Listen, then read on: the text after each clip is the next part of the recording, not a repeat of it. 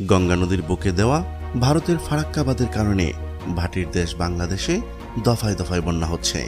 দেশের 30% এলাকা বন্যায় এখন ভাসছে।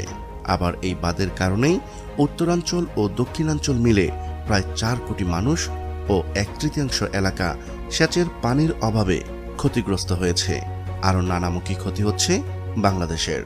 আর্থিক হিসাবে বছরে এই ক্ষতির পরিমাণ প্রায় 5,000 কোটি টাকা। এই মরণফাঁদ ফারাক্কা বাঁধ নিয়ে আমাদের আজকের আয়োজন। চলুন শুরু করা যাক।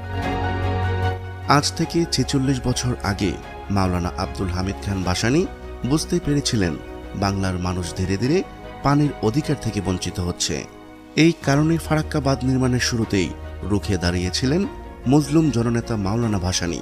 ফারাক্কায় অবরুদ্ধ বাংলাদেশের জীবনরেখা পদ্মা নদীকে অবমুক্ত করার লক্ষ্যকে সামনে রেখেই 1976 সালে মাওলানা